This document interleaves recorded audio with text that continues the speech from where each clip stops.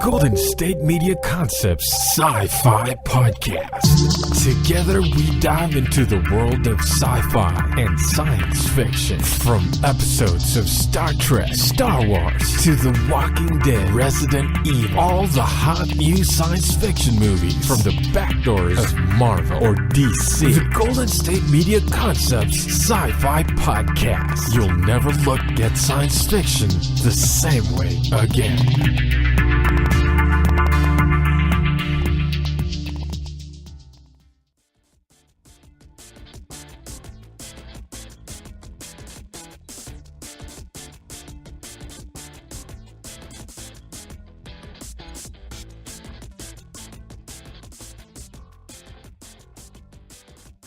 Welcome to the GSMC Sci-Fi Podcast, presented on the GSMC Podcast Network to fulfill all of your podcasting needs. How you guys doing? You know, it's a weird type of 4th of July, or weird 4th of July weekend, because there's not really a 4th of July weekend, because 4th of July is on Wednesday. So, wait, is it on Wednesday? Today's the 2nd, right?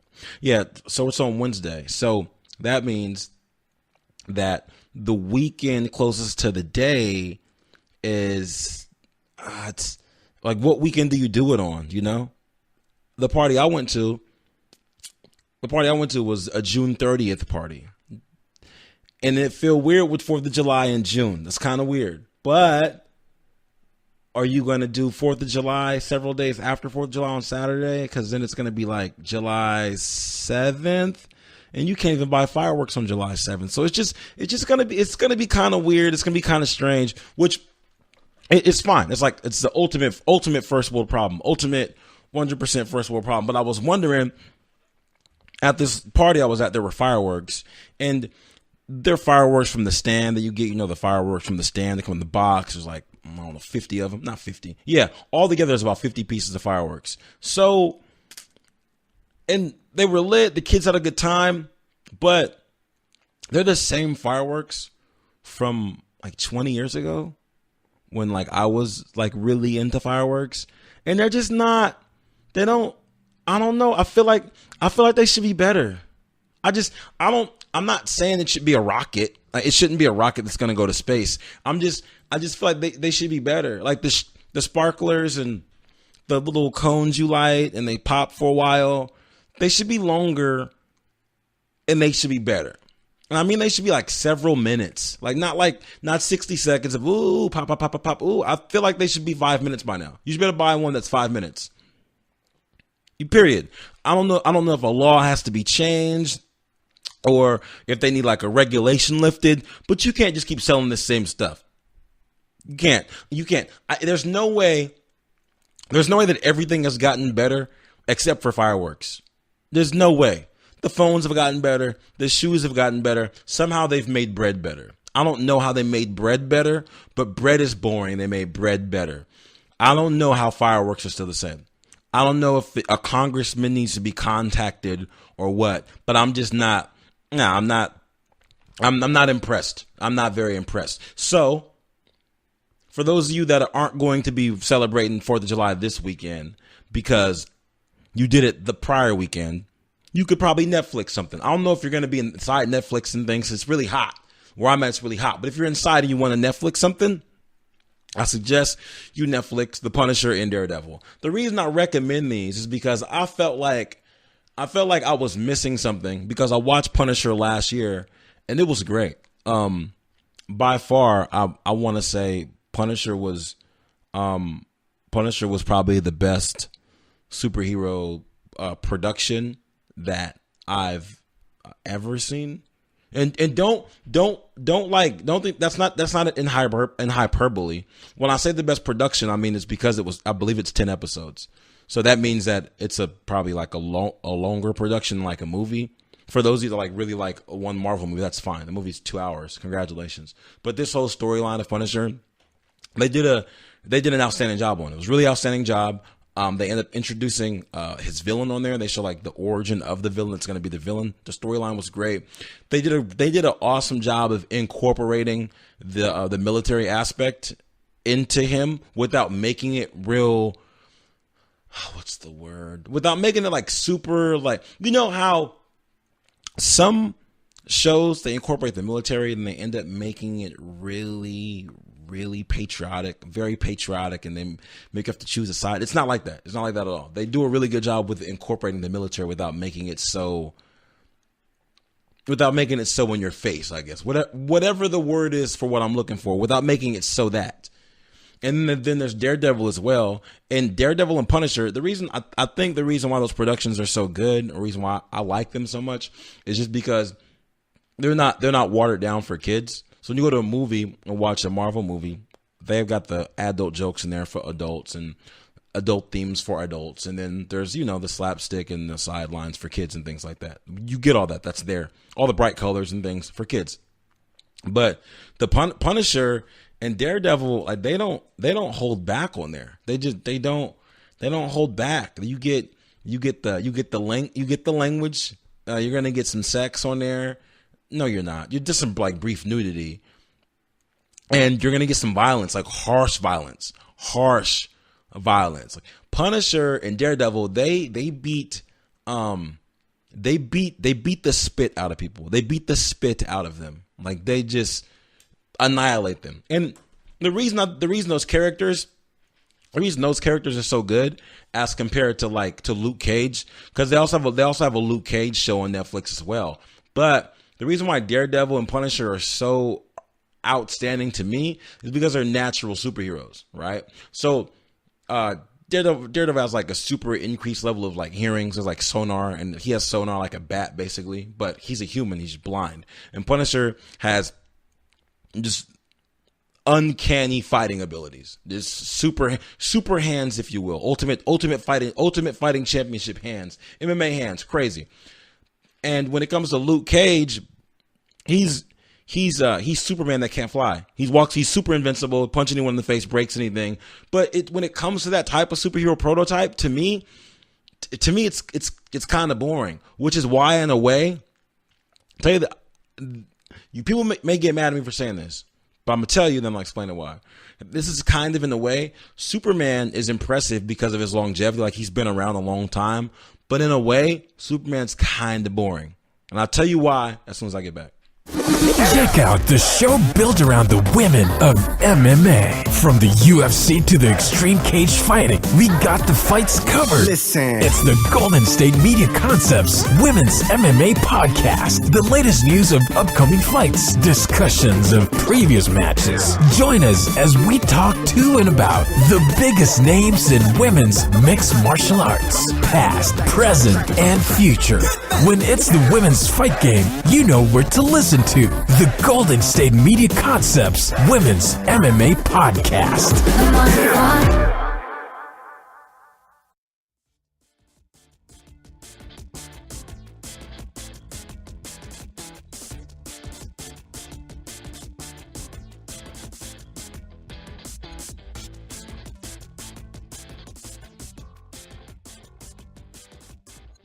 Welcome back to the GSMC SciFi Podcast with your favorite host, Ryan Holloway, brought to you by and presented on the GSMC Podcast Network to fulfill all of your podcasting needs. Now, as promised, I may have got you a little upset, really emotional, then just left.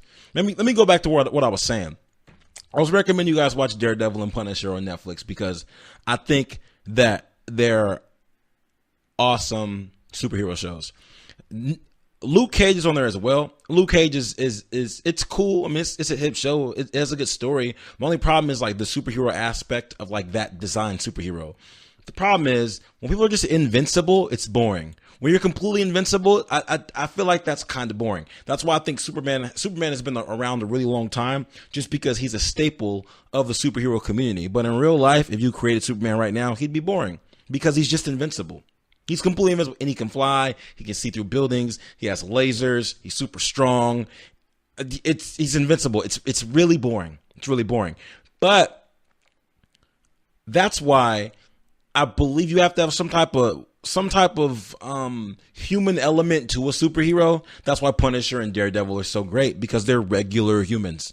They're regular. They're not regular humans that were turned into mutants like people that are in the Avengers, like how Tony Stark's a regular human, but he has a super suit, or Hulk was a regular human, but then he some stuff happened in the lab, or Captain America was a regular human and something happened in the lab. No, but the Punisher and Daredevil are regular people. They're completely regular people with incredible fighting ability versus a Luke Cage where he can fight, but he's invincible. Superman can fight, but he's invincible. He can fly. It's kind of boring. That's why I think Batman, that's why I believe Batman, other than Ben Affleck being Batman, but we're not going to get on that. It's a different show for a completely different situation. But that's why Batman is so interesting to people, because he's just a regular guy.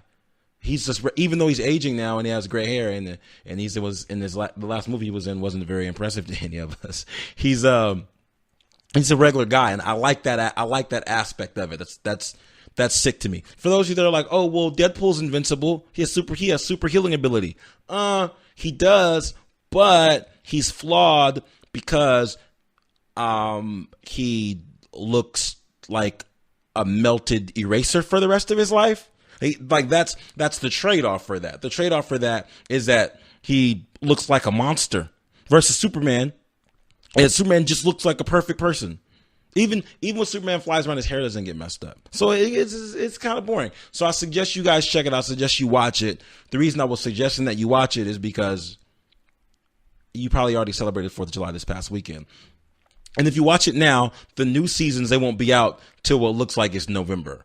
So check it out, catch up on it. Please do that. There's another show I wanted to ask you about. I needed you guys' opinion on something. So with this whole Walking Dead thing, Rick Grimes has to leave. He has to go away.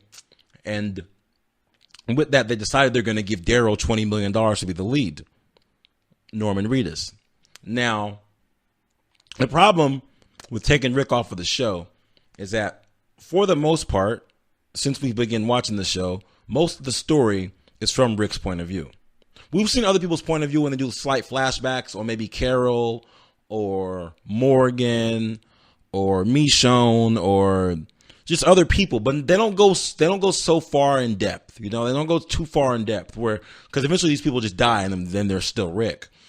So my question is, when they do this was a very interesting article I saw. When they do this, do they kill him off to have no return, or they have him just go away? So if they have him go away, there's forever going to be the question of, where's Rick? Where's Rick? Is Rick dead? Is he alive? What happened to him? And this happened with Madison in Fear the Walking Dead. With Madison's death, we didn't see it. We didn't see her turn into a zombie. We didn't see her fall into a bowl of fire. We didn't see a bullet go through her head. We didn't see any of that. We just saw fire and a sacrificial gesture. We didn't see it go down. And The Walking Dead, because they've done things like fake killed Glenn 50 times, we don't believe them unless they show us a body. That's kind of where we're at. Right? That's kind of where we're at right now with it, because Walking Dead did this thing to us where you're like, you know what? You guys got to show us a body. It's like a murder investigation. We don't have no body. There's no murder. We don't believe you need more people. The thing is, if they don't kill him, you have this whole thing of where's Rick? Where's Rick? You can kind of have the story go on about that. Like, oh, where's Rick at? What happened to him? I wonder what happened. Can we maybe pick him up somewhere? What happened to him? Maybe he pops back up, or people's like, hey, we don't say that name around here anymore. Maybe he does something so violent and outrageous, they're like, hey, we don't say that name around here anymore. We don't say that name, but he's gone. Right?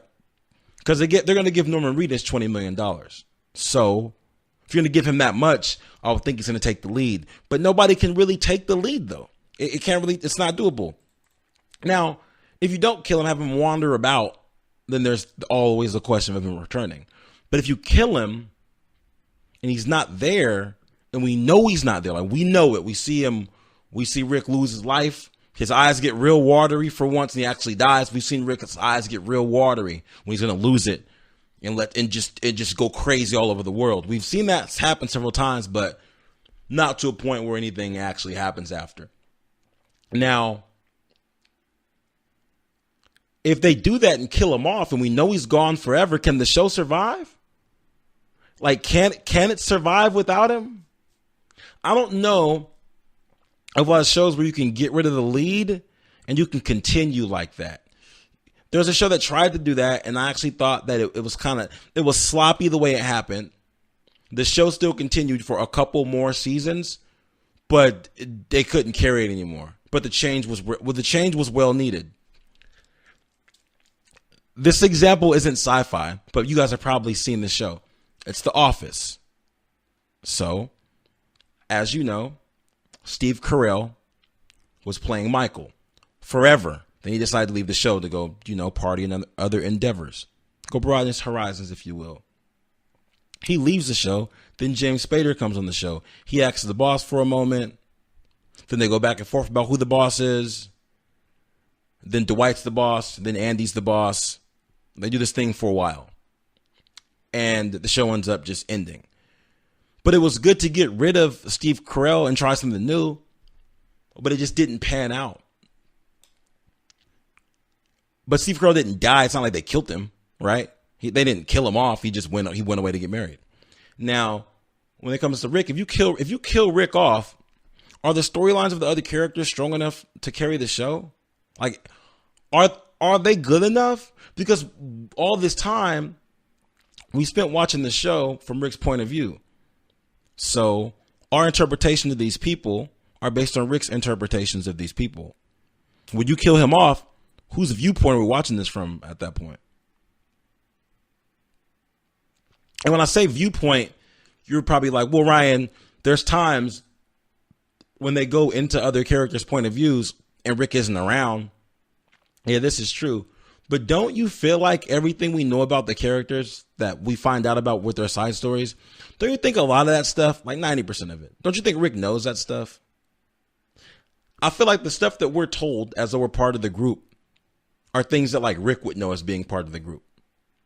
Obviously not small stuff. Like there's small conversations that Carol had with King Ezekiel that Rick obviously wouldn't know about. But somehow, someway, it all still comes back around to Rick. I'm not going to say I'm concerned about the leadership aspect, but it just seems like if you kill off the guy who's in the show, who's like he's the show, you may have to just make another show, change the name, something. I don't know if you guys ever watched The Sopranos. It's a great show. And in that show, I'm not going to say it's like Walking Dead, but they do a very good job of having parts of the show from other people's point of views, right? From other people's point of views.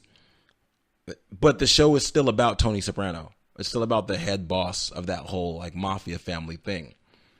And even though everyone else has their own opinion and everyone else is a person, like we know about his son's relationship and things like that. Like, even though everyone else is a person, everything is still from that person's point of view. I guess the best way I can say that is, it's like this. If you have a friend, right? And then you have a friend that has a friend. So you and that other friend have like a mutual friend. So your name is Mike. And you know a guy named Brian. And Brian knows a guy named Nick. And you only hang out with Nick when you're around Brian, obviously, right? And then Brian has another friend named James. You're only around James when you're around Brian, too. Brian has all these friends. Sometimes you guys are together, sometimes you're not. But you only know these people through Brian. That's the center of the spider web. Without that center of the spider web, there's not really a reason for these people to be around each other, right? For example, I don't think Carol and Michonne are like best friends, but they're around each other because of Rick. So once that nucleus is gone, does the group go off into different different splinter cells? Is that what happens? Because I mean I think that'd be outstanding. But can you do that? I don't know. I almost confused myself. That's what I'm gonna do. I'm gonna take a quick break. When I get back, I'm gonna tell you guys some more about what's on my mind. I will be right back. This is your ultimate stop for everything sports. The Golden State Media Concepts Sports Podcast. Should I say more? From the NFL, MLB, the NBA to MMA, it's all in here. The Golden State Media Concepts Sports Podcast. Listen now.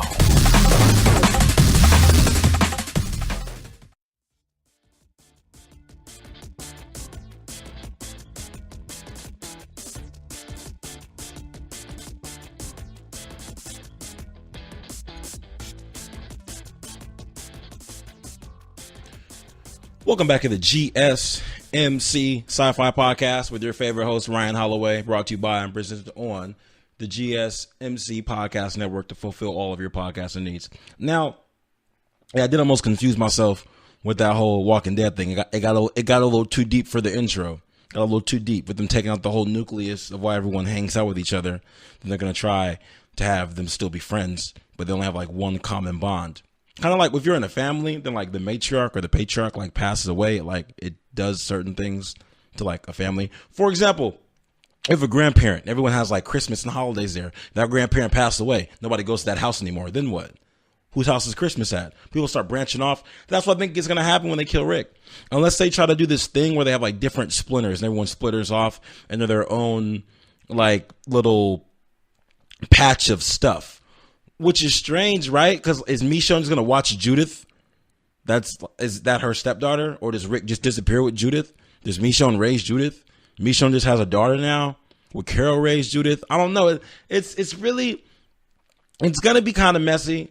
But the way they were able to do Fear, the way they did Fear, after that became like a massive cluster, and they did this reboot thing this season with Fear, it made it really interesting somehow, some way. I don't know how they were able to do that. But I tell you what, I was impressed. Genuinely, I had no idea they were going to be able to do that. I had no idea. But we can look forward to it. We'll all look forward to it together. There's an episode of Black Mirror I want to tell you guys about. There's a show on Netflix. It's called Black Mirror. Basically, if you've ever seen the Twilight Zone, it's like the Twilight Zone, but like how weird stuff, eerie things that make you think about the future. But this is like far in the future. And for those of you that have, how do you say, let's see. For those of you that have ever used a dating app, you may know how they work. You slide to the left or slide to the right, depending on if you like the person or not. They had a particular episode where the dating app was in real life. So the way it would work is you sign up for this system and you'd go meet someone. And when you met them, as soon as you met them, you find out how much time you had with that person. So you go to dinner, you check the time. You guys both check the time. It may be like 2 hours, right? So they eat dinner, they hang out, they go to this little place, this shack thing. It's like a little shack. And then maybe they have a good time. Maybe they don't have a good time and they wake up. If they only had 2 hours, they didn't wake up, but they just leave. And then you go to your next date. And like you may open your next one. It may be like 4 days. Go to dinner, you hang out, all this stuff. You may go on another one. It may be like 3 years, right? So they have all these simulations of dating where you basically get to know people until the algorithm sends you the right person. So instead of going out and actually meeting people and being involved in bad relationships by accident, basically what this system would do, the system puts you in a relationship for a set amount of time, and they take everything from that relationship that you liked and they add that to your attributes. So this happened to one guy. He went on a couple dates and he met this young lady, and they were having such a good time. They said, hey, let's not look at our time. Let's just not look at it, because then we'll always know how much time is coming. Well, because you don't have to look at the time. You can just chill. They didn't look at the time, and the time just kept going and going and going. He checked the time just because he didn't want to lose. He checks the time, and it said something like a couple years. Then the time started dwindling all the way down. The computer said error, and started dwindling all the way down like 20 minutes. And he told her that she looked at the time. He looked at the time, and she's like, "Oh my God, you broke my trust." And then their time ends. And I thought that was an interesting contrast, because the system based, and then this is what happens. He goes on some more dates. She goes on some more dates. A couple years later, they end up bumping into each other again, because the system's like, hey, you guys are compatible. This is the person you should be with.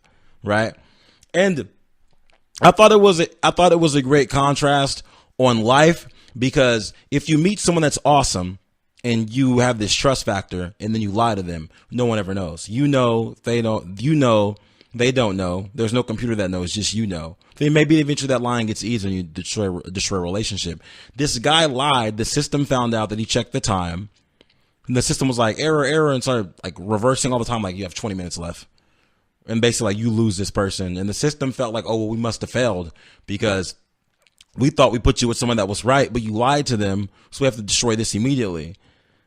And she was crying, and it was a big deal, because she's like, why'd you lie to me? You messed up the time. We said we wouldn't look at the time. They go to this massive algorithm, and they end up meeting each other again, and they end up being happily ever after, which was just wild to me to think about. It was really it was really eye-opening because it makes you think about the times you've been in maybe a relationship where you lied to someone. And what if there was a situation where that first lie could have ended that relationship? And then life goes on and you're like, oh my God, I wish I never told that lie to that person. Will they come back around? Or it's like, I'm glad I lied to them because I really didn't like them anyway. But we'll never know because we don't have some computer monitoring our dating. Not that well, actually we do, but it's just not, it's not as in-depth as this system that they put together. The episode on Netflix on Black Mirror is called Kill the DJ. I definitely recommend you watch it. It's one of the 33 episodes that are on there, it's probably one of my like favorite top 5. It's got to be one of the best ones. With that, I thank you guys for tuning in. This has been another episode of the GSMC Sci-Fi Podcast with your favorite host, Ryan Holloway, brought to you by the GSMC Podcast Network. Live long, prosper, watch over potholes. See you next week.